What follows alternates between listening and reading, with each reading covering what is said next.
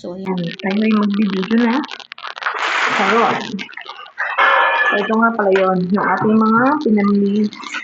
May mga niready natin na ilalagay sa ating pagahe. Oops, careful. At baka sila ay mabasag. Delikado, baka mabasag. Mayari tayo kay mother. So, ayan. Marami yan mga para kay mother bear. At syempre yung mga pabango. So, start na tayo. Time-lapse cherries.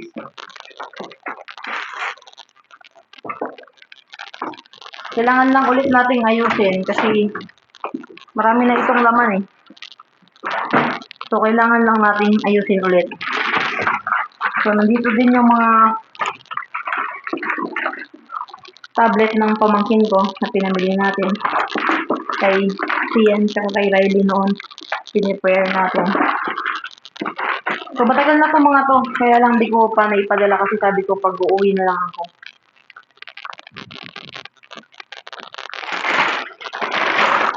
Tapos yan.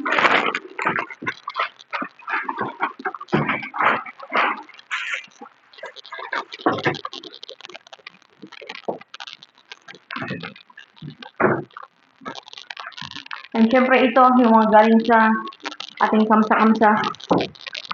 So, kailangan lang natin tapean. Ito, na dishwashing na iuwi natin sa ating family. So, kailangan lang natin tapean yan para safe. Para hindi mag-leak. Kasi mahirap na kung nagkaroon ng tagas, di ba? Madadamay pa yung, kung may mga pagkain mo dyan, mga seasoning, pwedeng madamay. So, maganda rin safe.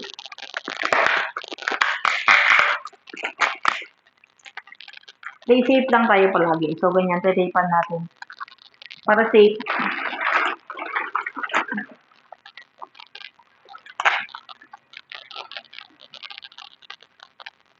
Para, pag nilagay natin sila, wala lang tagas, diba?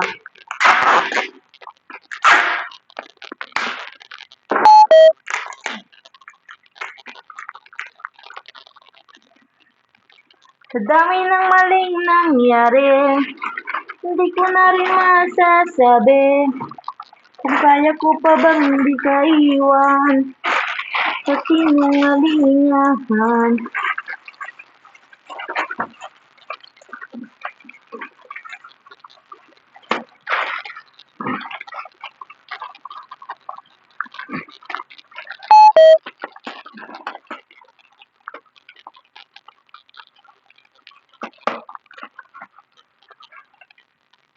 So, ayan. Tapit natin konti. Kasi hindi nyo makita. So, nagpe-prepare na tayo kasi malapit na tayong umuwi. Since, kailangan natin asikasuhin yan.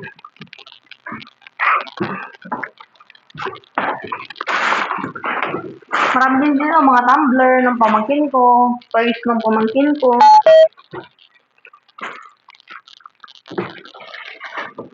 Tapos mga tsaa, tea, or Himalayan salt sa Pilipinas, mga guys. Request ni mother. Request ito ni mother eh. Alam mo naman yung nanay kung anong ni-request ay siya. Pagbigyan kaya nag-iisa lang yan ng ina. Nag-request siya ng mga gantong Himalayan salt. Meron din dito mga tea. Tea? Sana all! Pati sila niya! Charis. Napunit na nga. Patay-taypan din natin to. Para hindi maging messy ang ating cargo.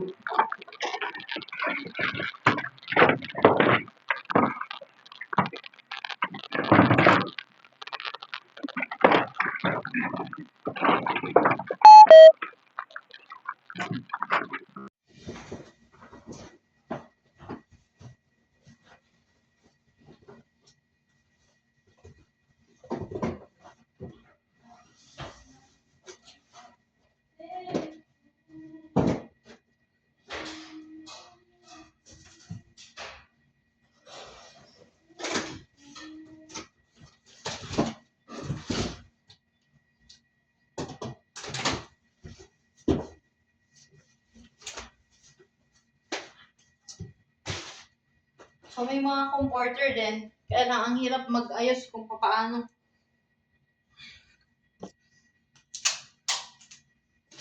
Ang hirap mag-asikaso. Para, alam niyo yun, para walang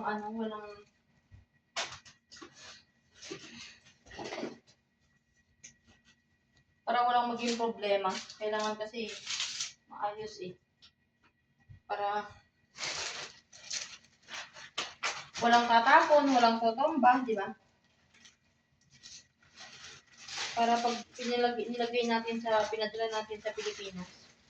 So, pag binuksan ko, pagdating ko sa Pilipinas, safe sila lahat, walang nasayang, walang nag-leak. So, yan. Lagyan natin ng maayos.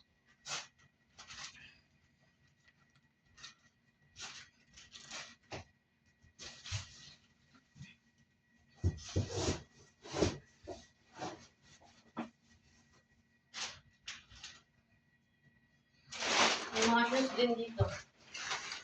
So, yan.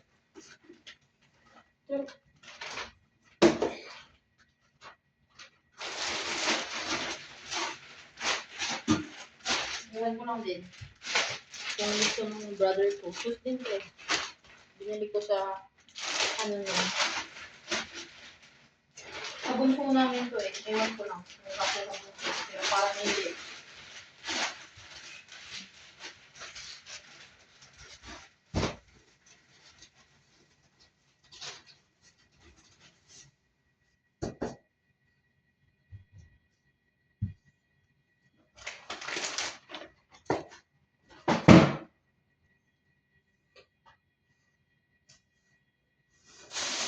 So, ito ngayon ang lalagyan natin. Isa-isa ng tape yung mga shampoo.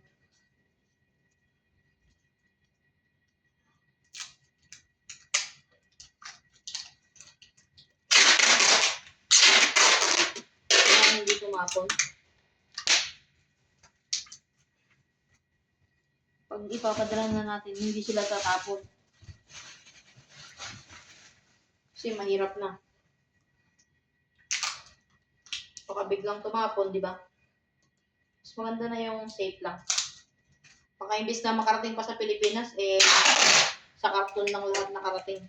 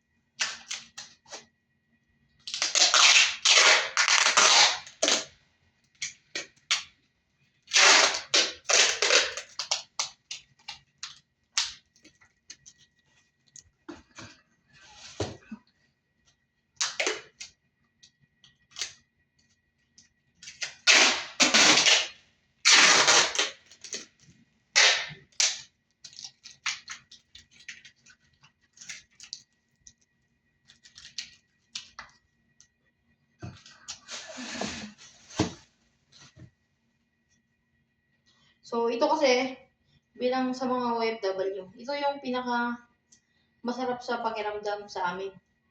Ito kasi yung mga bagay na pinaghihirapan namin, pinagpapaguran, pinagpupuyatan.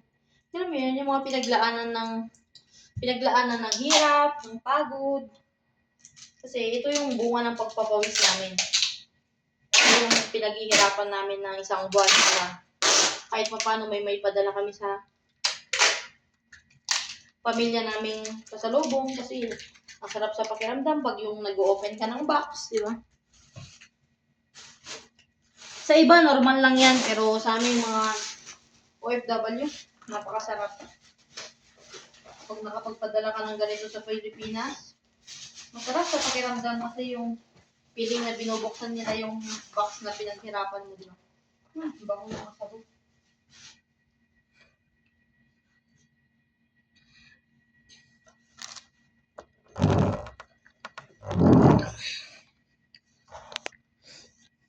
Tapos yung box na yun, almost kalahati na kasi yung laman. Tignan nyo. Papakita ko sa inyo. Paano ko ba ito ibaba? So, yun. Lagay ko din yung mga ginagamit ko na ganyan sa akin. Yung mga gamit yan sa Pilipinas. So, ayan. Marami din yung box sa loob. Marami na yung mga gamit sa loob. At nakakarton-karton na yan.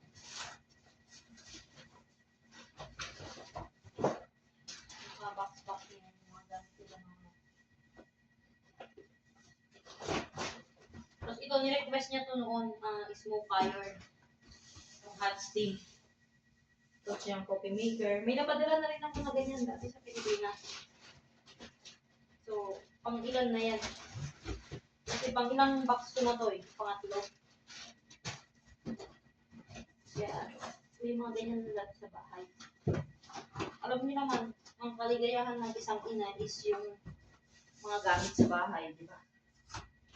So, marami pa. Nandito po. May isa box pa dito.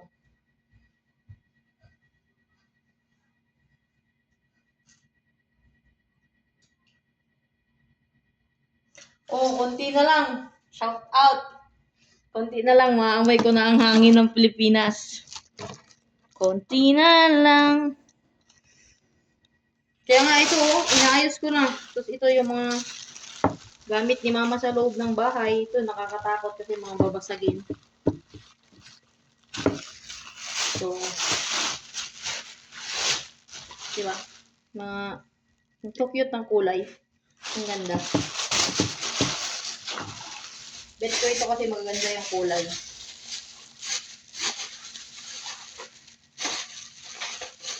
Tapos babalutin na lang ulit natin ng tape tsaka ng tela. Yan o.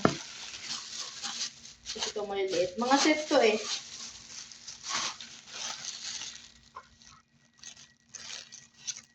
Set. Para kay mother. Diba?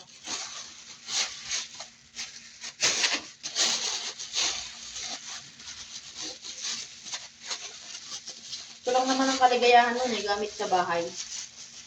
So, yan, mga gamit yun sa bahay. May parehas. Mga set yan eh. Mga set na pinamili natin.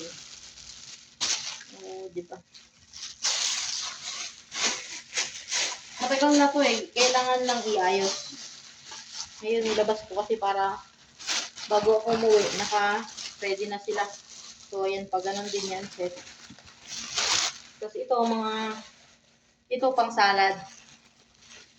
Kasi mahilig si mama gumawa ng salad. So, yun. Bubuksan natin. Dahil mahilig yung mama ko kasi sa salad eh. So, ayan. Mga pang bahay, oh. Alam nyo na, Diyos ko po, nagsawa na ako kakabili. Baka naman. Kasi pag alam nyo ba mga guys, mahirap masabihin. Pag may okasyon sa bahay, hindi lang yung handa ang mauubos, pati gamit sa bahay. Kasi tinitake out. Hindi mo naman sila masabihan na huwag i-take out. Kaya sabi ng mama ko, ay Diyos ko po, yung pinamili ko na kutsara, tinidor, plato, wala na. Ambot. Okay, pati ba naman ang plato, tinake out. So, ayan, mga mabasagin yan.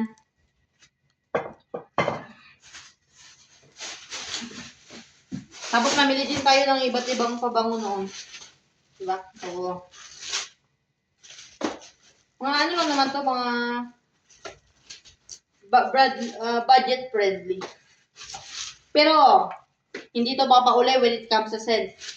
Sa amoy, walang sinabi yung mga pabango sa Pilipinas. Kasi talagang ito, sarap talaga ang amoy. Papapakin ka ng mga kakamoy sa'yo. Papapakin ka ng mga kakamoy sa'yo. Susi mo bang pagbibigyan mo nito? Aba, Kung susi ang pagbibigyan mo nito, huwag nang humingi. Bawal sa mga yan.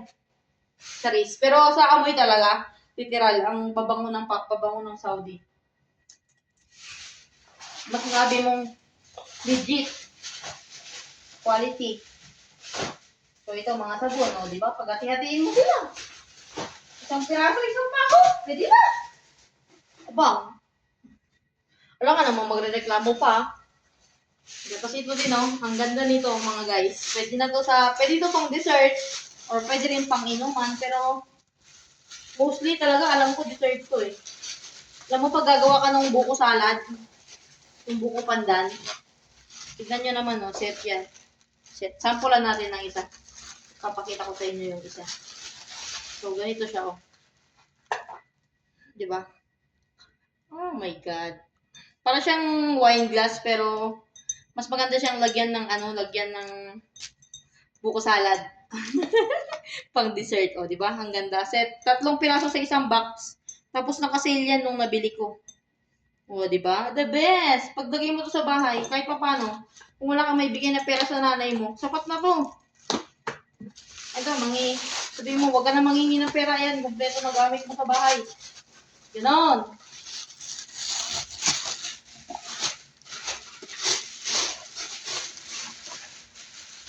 Tatlo-tatlo kasi to eh. Tatlo-tatlo to mga guys. Tapos hindi lang yan. Meron din tayong pambisita na coffee, di ba? Siyempre, hindi naman natin maiwasan na may bibisita minsan. So, ito, bumili tayo ng ganito nung wait, baka mabasag. So, ito din, set din siya ng glass. So, set din siya ng glass sa bahay. Kasi baka, siyempre, bubukod ako, kailangan ko ng gamit sa bahay. Para sa akin, para kung may bisita naman ako, di ba? So, ang cute lang kasi napaka-aesthetic tignan ng liliit. Oh, di ba? Maganda. Set yan.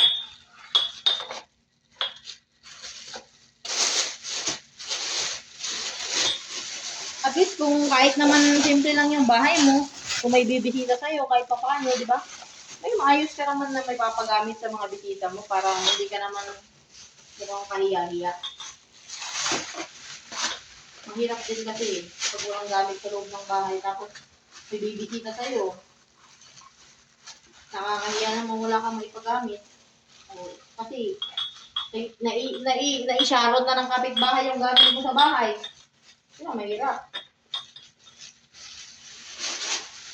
Pag na-isharon talaga ang gamit mo, ay kawawa ka talaga kasi hindi lang yung handa ang tinake out, pati gamit sa bahay tinake out.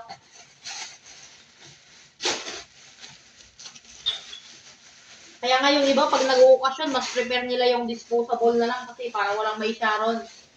So, dalawang ganito yung binili ko, tag 5 piraso noon. Ayan o. Tagpa 5 pieces. Tapos ito, so 9 pieces yung binili ko noon, yung pinakita ko kanina na salad, na pang salad na parang wine. Tapos ito mga bowl. Tapos meron pa dito. Ang cute lang tignan. Parang pag kayo lang sa bahay, 4 lang kayo, pag bubukod ka na, may sarili ka ng buhay.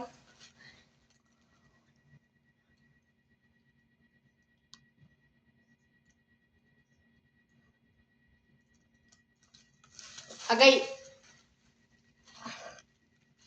Siya, sige, pag ikaw bibisita sa bahay, papakainin kita sa pinagbiyakan ng nyog.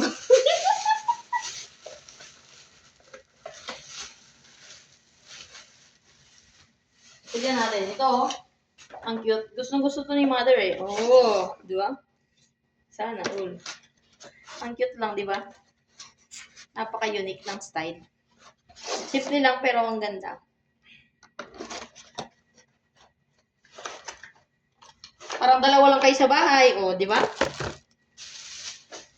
Tag-isa kayo na mangkok pag nagka-social distancing. Kay mama yung isa, sa akin yung isa, oh, di ba? So, 4 yun. Yun ang ni mother. Tapos ito, syempre, itong inaabangan ko sa Pilipinas, pag tutuma na tayo, di ba? So, tatagay tayo. So, ayan, oh. Naman, napaka-aesthetic. Oh, kunwari daw, Oh, shots. Shots! Sana all. Shots lang. Kunwari lang. Wala lang. Pang display lang, di ba? Malay mo magamit. There's always a next time, sabi nga. Malay mo talagang magamit, di ba? At least. So, ito naman mga dishwashing liquid to lahat. So, marami yan na dishwashing liquid.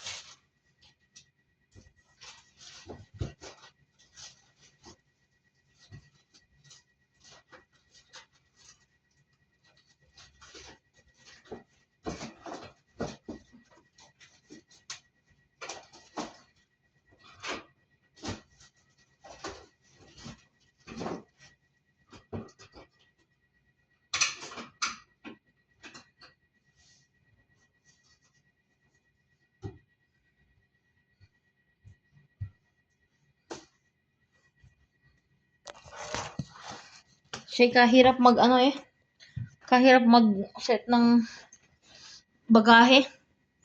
Nakakapagod.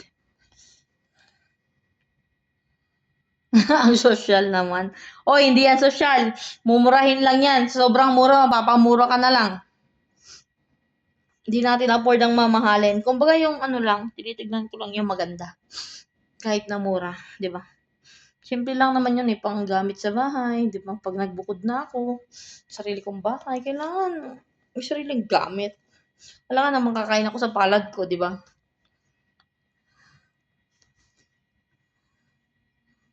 Kahirap naman yun kung kakain ako sa palad ko.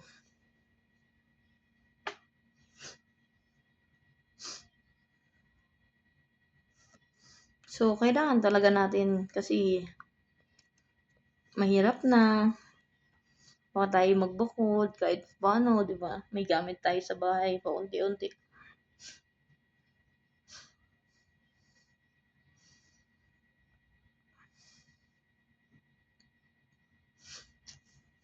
Kapagod eh. Kapagod mag-alongkat eh.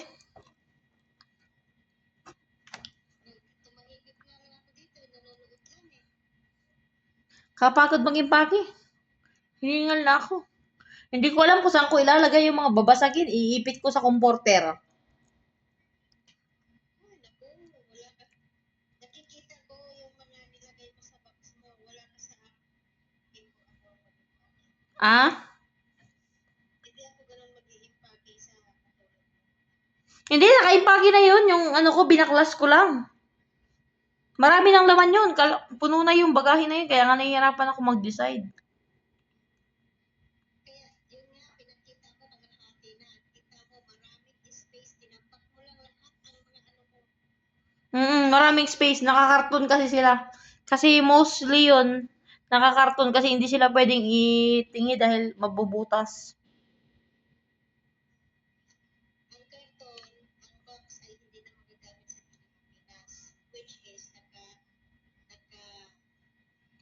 nagkakuha siya ng space. Diba? Hindi, sisiksikan ko pa yung gilid-gilid nun. Sinisiksikan ko pa yung mga gilid-gilid nun kasi may mga bote palang suka na pangsiksik dun. Ibabalot mo siya sa mga damit mo dyan, yung mga Saka huwag mo nang dalahin yung plastic, pati yung basura dito sa pinadala mo yung plastic. Tatapon din yun sa Pilipinas, Hindi, ginabit ko lang sa plastic kasi babasagin niya mga yan, oh. Delikado baga kay masira yung karton nila. Ang plastic, hindi yan protect ng babasagin. Ngayon, kung gusto mong pag-plastikin, magpalit ka ng bubble wrap. Pero ang bubble wrap ay hindi naman siya magagamit pagdating sa Pilipinas. Ay, hindi ko na kailangan ng bubble wrap. Iipit ko nga yan sa 2 comforter tsaka mga t-shirt. Kasi may isa pa akong maleta ng mga damit na para sa Pilipinas. Tatanggalin ko yan. Kumbaga, inaayos ko lang ba. May isa pa kasing maleta eh. Ilalagay ko yung ibabalot ko yan sa mga damit. Marami pang mga t-shirt na pang cargo sa Pilipinas na mga bago. Nasa maleta ko. Tatanggalin ko kasi lahat yun. Kailangan pag uuwi ako, walang laman ng maleta ko. Tawagin mo pa tayo si Eileen at na ano siya, demonetize siya. Ano? Yan na nga sinasabi ko eh. Na, hindi kasi nag-ingat. Huwag siya magtak-tak-tak dyan at hindi siya nakinig.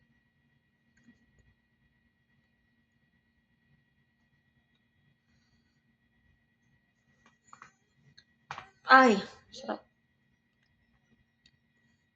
Napakyatin mo. Pwede mo pa umakyat yun dito? Hindi yan. Ikaw ang may love, ikaw ang magpapakit. Bigyan mo ng hagdan. Ikaw na magbigay ng hagdan.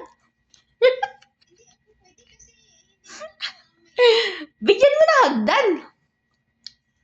nakikiakyat ko. Ayan, joining. Ayun na, joining na siya oh. Yes, what can we do for you?